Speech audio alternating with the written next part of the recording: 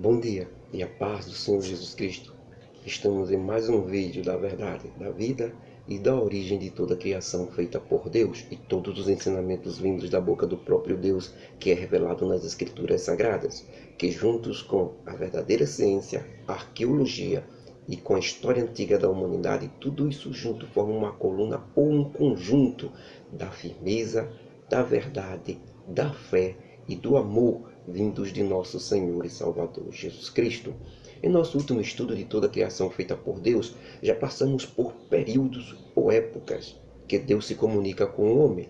O primeiro período foi o da inocência, que vai desde a criação de Adão, o primeiro homem criado por Deus, até o dia que ele peca e é expulso do jardim do Éden, ou paraíso. Depois vem o período da consciência do homem, que vai desde o dia que Adão peca e é expulso do paraíso até o dilúvio de águas sobre a terra, que mata toda a população humana restante, restando apenas Noé e seus filhos na arca. Depois tivemos o período do governo humano, que começa logo após o dilúvio, e os filhos de Noé, Jafé, Sem e Cão, povoam toda a terra novamente. Ou seja, a humanidade volta a multiplicar-se e encher a terra novamente após o dilúvio, que matou todos os outros homens. Noé e seus filhos governam toda a raça humana num governo central. Por isso, esse período é chamado de governo humano, que vai até o dia que Nimrod se rebela contra Noé e seus filhos, contra o governo central, constrói uma cidade chamada Babilônia, constrói a Torre de Babel bem no meio de Babilônia, e Deus divide todo o idioma daquelas pessoas ali na cidade de Babilônia. Essa cidade foi construída com muros que não podia, irmãos. Não havia separação entre povos. Era um governo central, por isso que é chamado de governo dos homens. Era um período em que Noé e seus 3 filhos governavam toda a raça humana. Então as cidades construídas não possuíam muros. Era tudo um povo só. Mas com Nimrod, ele começou a construir muros e separar o seu povo, aqueles que seguiram a ele. Construiu uma torre cujo objetivo era chegar nos céus. Uma clara rebelião contra o próprio Deus. Depois veio o período patriarcal. Com a rebelião de Nimrod, acaba-se o período do governo humano. Fracassa o período do governo humano e fracassa a tentativa do homem de se voltar. Todos esses períodos, irmãos, marcam histórias em que o homem tenta voltar para Deus. Com a separação dos idiomas lá na cidade de Babilônia, então a torre que eles estavam construindo, a língua é dividida. Então, um não pode se comunicar com o outro, pequenos grupos. Então, para a construção da Torre de Babel, e os homens começam a sair de Babilônia e se espalhar pela terra. E os que quiseram ficaram ali em Babilônia junto com Nimrod. E nesse período que estamos agora, é chamado de período patriarcal. Depois disso, com o caso de Nimrod, depois do encerramento do período do governo humano, que começa o período patriarcal, ou período da promessa, é o que nós estamos agora. E em nosso último estudo foi a chamada de Abraão, depois a chamada de Isaac, certo? E consequentemente vai a chamada de Jacó, também chamada de período patriarcal, ou dos patriarcas. Agora é uma família só que Deus decidiu. Deus vinha lidando com toda a humanidade, desde Gênesis até aí, até o governo central de Noé e seus 3 filhos. Deus se dirigia a toda a humanidade. Agora não. Como todos esses períodos fracassaram, neste período, Deus quer separar só um povo. Dentre todas as famílias, dentre todos os povos da terra, Deus vai escolher um povo só, que se chamará o povo de Israel. Para isso ele chama Abraão, que é o primeiro patriarca. Por isso, daqui por diante, nós estamos estudando o período patriarcal. Tudo isto é antes do Novo Testamento, irmão. Antes de Jesus Cristo vir à Terra. Viu? Nesse período patriarcal, Deus vai lidar com uma nação só, para que esta nação tenha o objetivo de espalhar o conhecimento sobre Deus, o Deus verdadeiro, para todas as outras nações. Mas, infelizmente, vai fracassar de novo por causa do homem. Então, este é o período em que nós estamos. E em nosso último estudo, nós vimos a visita dos 3 anjos a Abraão.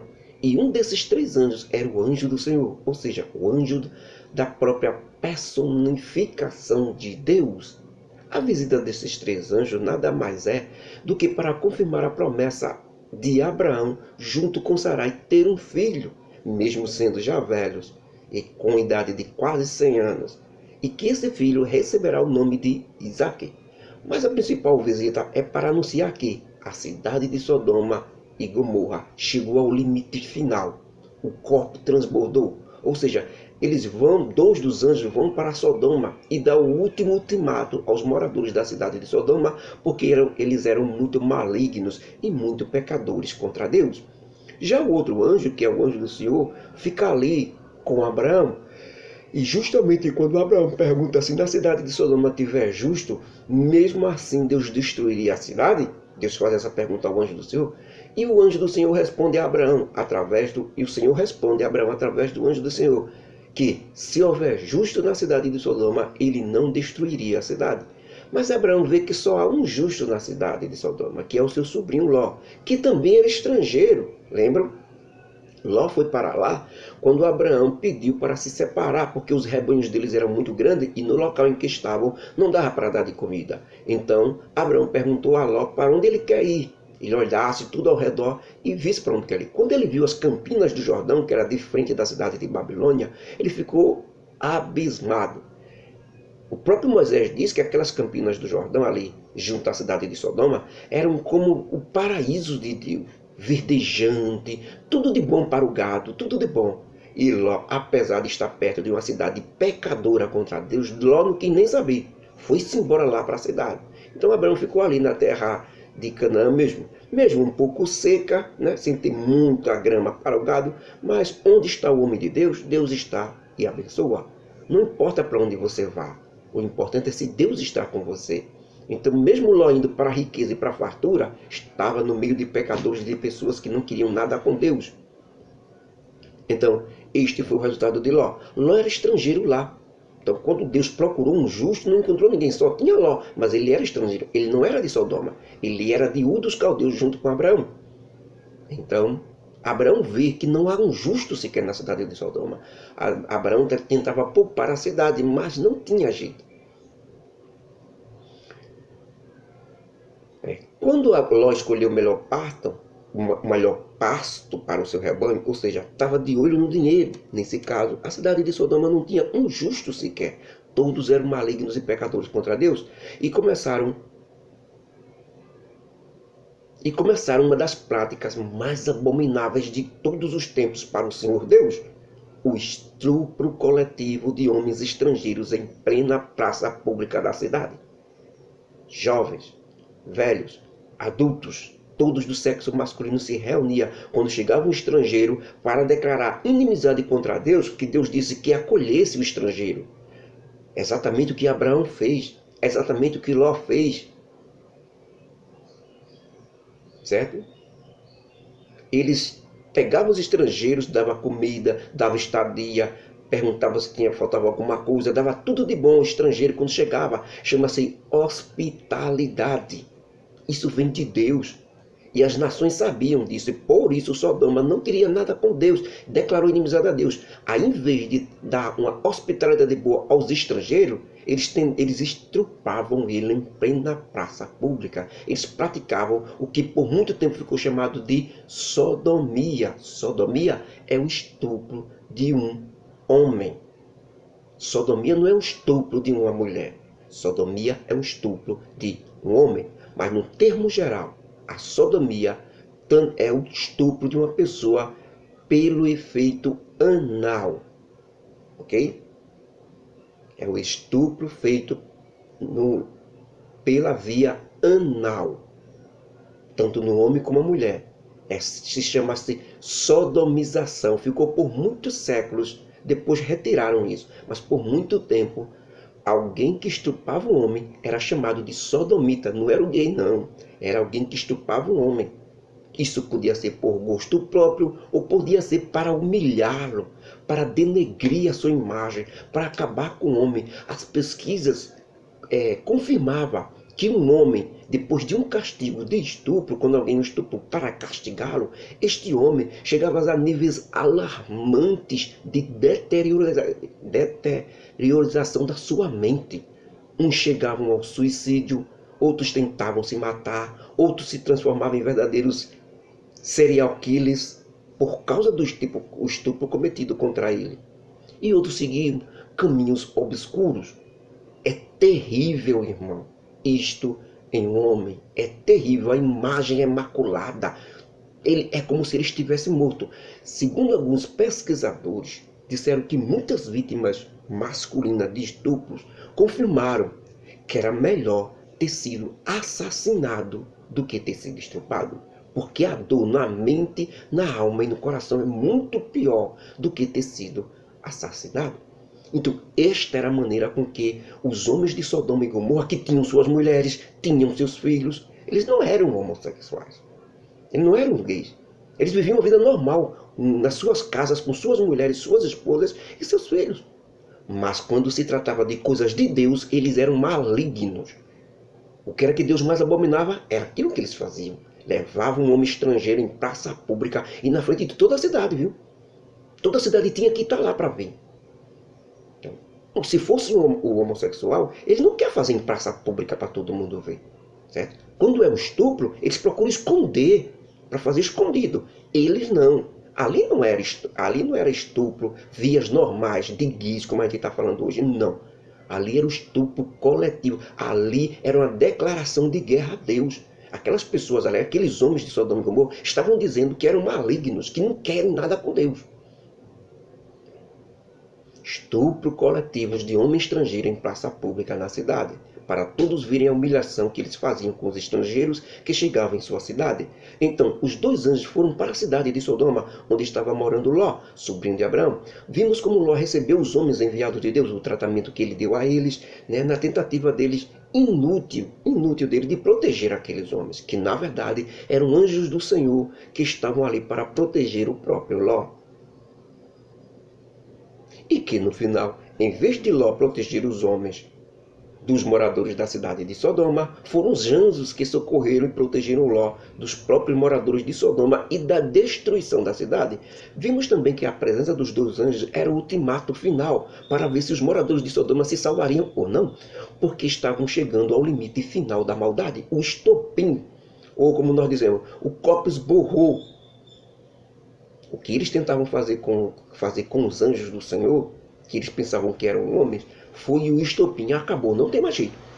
Como eles rejeitaram o conselho de Ló, nós vimos que eles rejeitaram o conselho de Ló de não fazer aquilo, de até oferecer suas filhas virgens para eles, mas eles não quiseram, porque eles não queriam estuprar, não queriam ter relação com mulher. Eles já tinham as mulheres dele. Eles queriam era humilhar os estrangeiros em praça pública. Eles queriam declarar mais uma vez que eram contra Deus.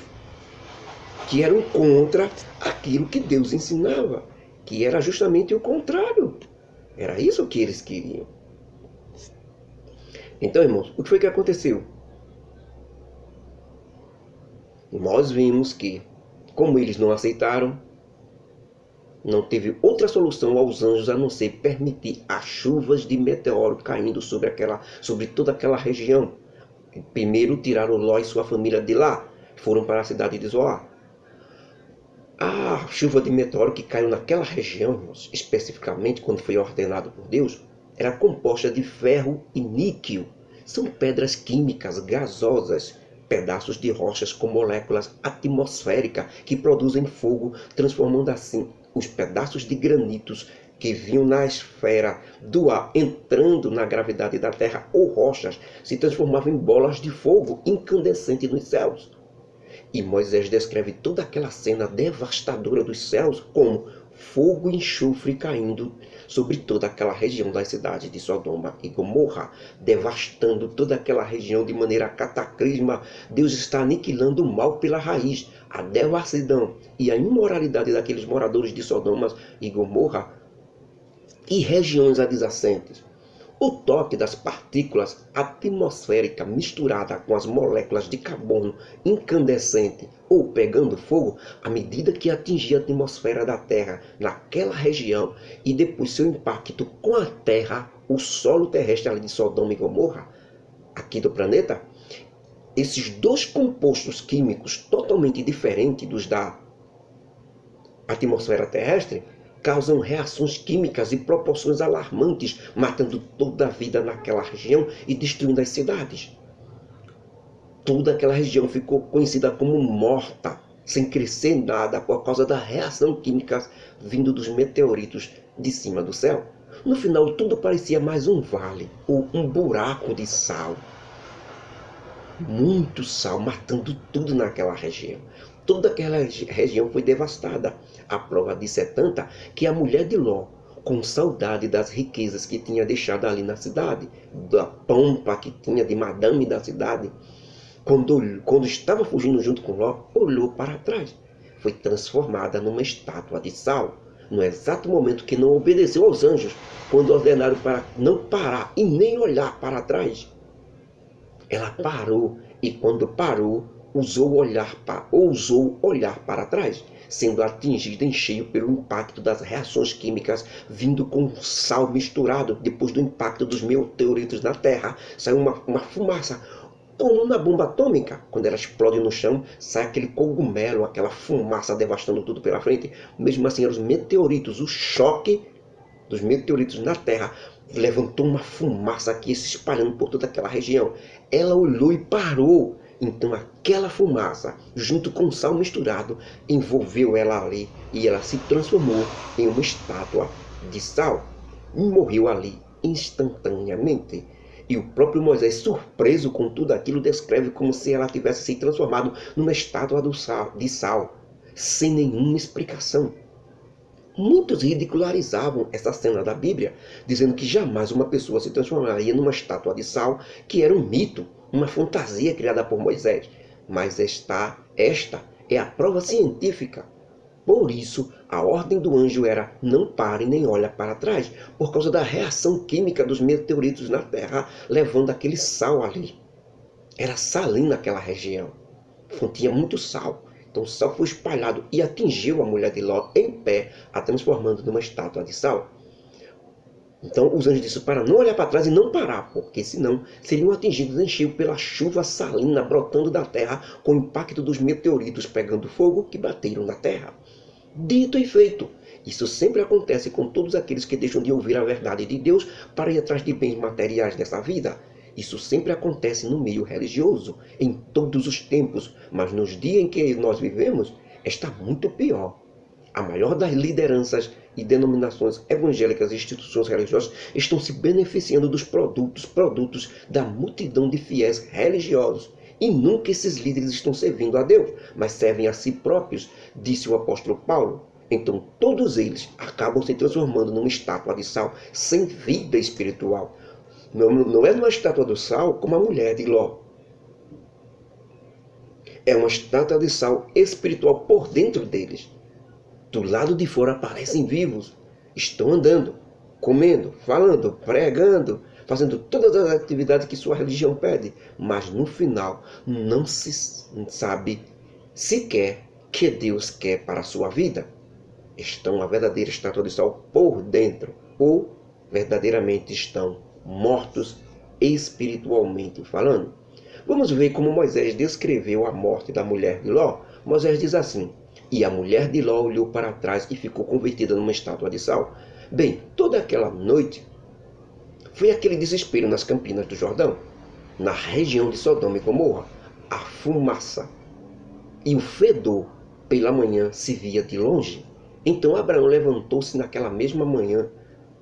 se levantou naquela mesma manhã e correu para aquele local que ele estava com o Senhor, com o anjo do Senhor naquela noite, né? Que dava para ver a cidade de Sodoma e Gomorra, quando perguntou se ele destruiria a cidade ou não. E de lá, do local, ele olhou para toda a região de Sodoma e Gomorra e as campinas, e toda a campina em redor. E a única coisa que viu foi um grande vale escuro e destruído, com uma fumaça preta subindo e um ar irrespirável, com reações químicas subindo pela atmosfera terrestre local. Abraão não tinha visto, mas o Senhor, antes de destruir aquelas cidades, tirou seu sobrinho Ló, que morava lá. E a pequena cidade de Zoar, onde Ló estava habitando agora, estava com um ar sinistro, né? Aquela fumaça ainda por cima.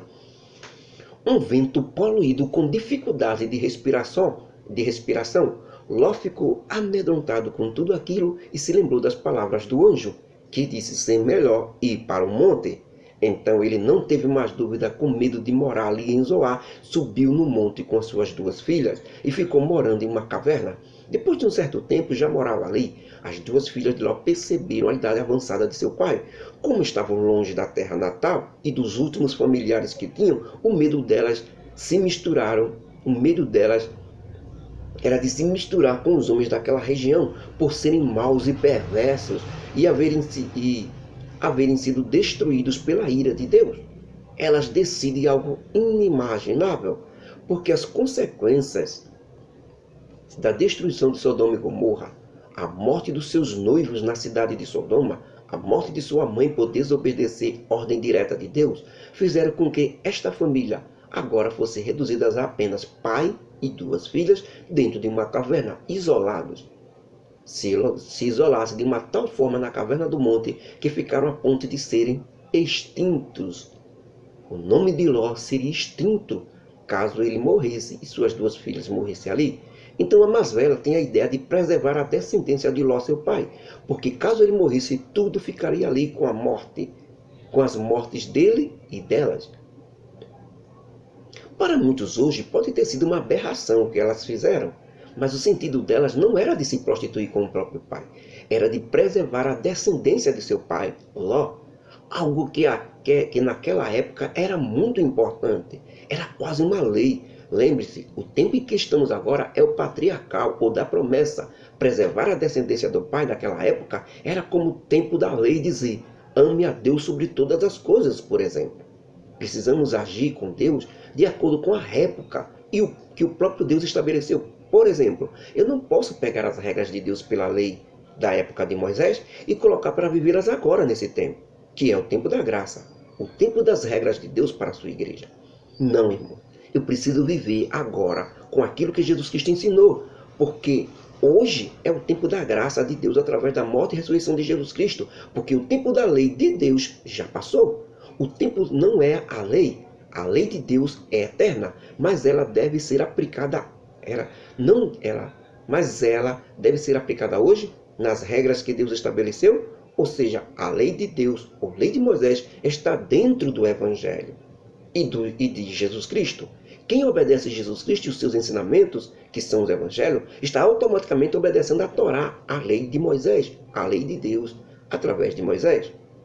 Com Deus, irmãos, tem que ser nas regras que ele estabeleceu e não nas suas. Não que isso justifique tal ato das filhas de Ló, mas humanamente falando, a situação era desesperadora. Tudo por causa dos erros do próprio Ló. Se estivesse escutado a Deus e não fosse atrás de riquezas, tudo isso teria sido evitado.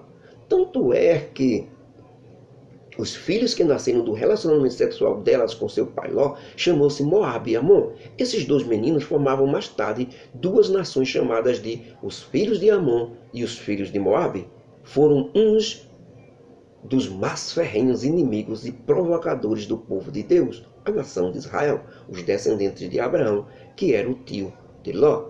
Então Moisés escreve que elas, vendo que Ló, seu pai, estava a ponto de morrer, deram vinho para ele beber. E quando ele estava bêbado, a mais velha veio e se deitou com ele e teve relação. E ela, no outro dia, não percebeu. Ele, no outro dia, não percebeu. Ele, Ló. O que tinha acontecido? No outro dia foi a filha menor. Mas menor aqui não é na idade. Menor era porque era mais nova do que a outra na idade. Mas todas as 2 já eram moças adultas. E desse relacionamento gerou os 2 filhos que falamos, Amon e Moabe. Com isso, a descendência de Ló, o sobrinho de Abraão, não terminou ali. Mas esses 2 filhos formaram 2 nações chamadas de Moabe e os Amonitas. E Ló faleceu ali na caverna. vamos ouvir falar muito dessas duas nações no decorrer da Bíblia. Bem, depois dessas coisas, Abraão armou suas tendas e saiu com seu povo dali, dos carvalhais de Manré, e foi morar na região entre Cardes e Sul. Depois chegou ao reino de Gerá, uma nação cujo rei chamava-se Abimeleque. E quando perguntaram quem era Sara, a mulher de Abraão, ele disse: ela é minha irmã. E quando perguntaram a ela, ela disse que ele era irmão dela. Então Abimeleque pegou Sara e levou ela como uma de sua esposa. Só que Abimeleque percebe que algo está errado, porque todas as suas esposas e servas do palácio, de repente as mulheres pararam de ter filhos, pararam de engravidar. Como estamos ainda no tempo da multiplicação, isso era uma ameaça para o reino. E ele quer saber o que fez de pecado contra Deus. E Moisés escreveu agora um fato importante que precisamos analisar. Foi assim que Moisés disse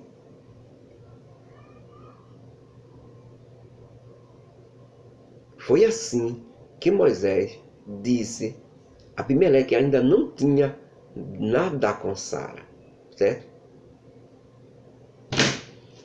E Moisés nos conta assim: Deus, porém, veio até Abimeleque, rei de Gerar, em sonhos à noite, e disse a ele que ele seria morto por causa da mulher Sara, que ele pegou, porque ela tem marido vivo. Abimeleque, então, não disse nada. Não tinha nada com Sara. Por isso, ele disse a Deus em resposta: Senhor, Abraão disse, é minha irmã. E ela própria confirmou isso, dizendo, é meu irmão. Em sinceridade de coração e pureza das minhas mãos tenho feito tudo isso. Matarás também uma nação justa por causa de um erro que não foi meu? Ele estava se referindo à nação dele. Perguntou o rei Abimeleque de Gerar para Deus. E o Senhor lhe respondeu num sonho e disse: ele fez isso por causa da injustiça dessa região toda, que quando observam que uma mulher é bela, matam o marido dela para poder tomá-la como esposa, como se um erro justificasse o outro. Abraão fez o que ele tinha em mãos, porque realmente ele é irmão de Sara, porém também é marido dela. Realmente fizesse isso, Abimeleque, em sinceridade e pureza em teu coração. Mas essa atitude, mesmo sendo sincera, está errada e é pecado. Porém, já que foste sincero em impedir, e eu impedi que tu tocasse em Sara para que não pecasse contra mim, agora restitua a mulher do seu marido, Abraão, porque ele é profeta e orará por ti, para que tu vivas e não morras. Porém, se me desobedeceres e não devolver a mulher de Abraão, saiba que certamente morrerá e todo o teu reino contigo. Então, irmãos, no outro dia Abimeleque manda chamar Abraão e diz: o que tu fizeste? O que foi que fiz contra ti, Abraão, para trazeres para o meu reino tamanho pecado? Tu me fizeste aquilo que não deveria ter feito. O que tem visto por aí para fazer tal coisa? E Abraão, irmãos, humildemente respondeu: é o seguinte, porque eu dizia comigo mesmo, certamente este reino aqui também não tem o temor de Deus, assim como por onde eu passei, e eles me matarão por causa de minha mulher, porque na verdade ela é minha irmã, além de minha mulher. E aconteceu que, obedecendo a Deus, saindo da casa da minha família lá em Ur dos Caldeus e andando por essa região de Canaã, vi que os costumes dos povos aqui era esse, de matar o marido quando a esposa fosse muito bela. Por isso fiz um acordo com Sara de que, onde eu chegasse, primeiro nós apresentássemos como irmãos, para saber se havia temor de Deus no lugar. Então descobrimos que aqui vocês têm o temor de Deus. Se soubéssemos, não precisaríamos usar este argumento verdadeiro. E de que somos irmãos, além de marido e mulher. Abimeleque observou que realmente Abraão tinha razão e que também era profeta de Deus. Então, num gesto de humildade e reconhecimento, ele deu a Abraão mais vacas, devolveu sua esposa, deu a ele ovelhas, servos, servas, e lhe entregou a sua esposa Sara, exatamente como Deus ordenou. E ainda disse mais a Abraão: observe todas essas fronteiras do meu reino, habite e more onde você achar melhor. E ainda disse a Sara: veja, eu te dei ao teu marido, vou dar a ele 1000 moedas de prata, que ele seja como um véu sobre os teus olhos. Honre ele na frente de todos e contra todos esteja ao lado dele. Você está advertida. Então, irmãos, O que acontece nessa hora? Abraão, o profeta do Senhor, ora por Abimeleque e toda a sua família e o seu reino. E Deus fez um milagre em Abimeleque e sua mulher e as suas servas, de maneira tal que todas elas começaram a engravidar novamente. Porque quando Abimeleque tinha tomado Sara como mulher inocentemente, Deus não permitiu que a mulher de Abimeleque e todas as mulheres da família e do palácio engravidassem. Abimeleque percebeu isso. Por isso ele tinha dito a Deus: destruirás uma nação justa? Porque se continuasse assim, as mulheres do reino dele, sem ter filhos, é claro que o reino de Abimeleque, por causa das mulheres que eram estéreis, o seu reino se acabaria. Por isso, irmãos, estamos observando um exemplo de um homem chamado Abraão, que foi abençoado ricamente por seguir as ordens de Deus. É tudo o que Deus quer, irmãos. Ele não quer sacrifícios seus em primeiro lugar. Ele não quer que você faça tanta coisa para ele em primeiro lugar. Você tem que fazer para ele o que realmente Deus quer. Então, lá vai o seu conselho. Ele quer simplesmente que você siga os conselhos dele. Isso é o que ele quer. Isso sim é o melhor para você. Faça o que ele ensinou e mandou. O resto é história de Trancoso, é conto da carochinha, é fantasia. Você realmente só faz a vontade de Deus quando lê os ensinamentos de Jesus Cristo, que é os evangelhos, e obedece esses ensinamentos. Somente assim você faz a vontade de Deus. Se lhe ensinaram outra coisa, eu só lamento, porque isso vem de Deus. Você nunca fez, porque isso vem de Deus, certo? Obedecer os ensinamentos do Evangelho.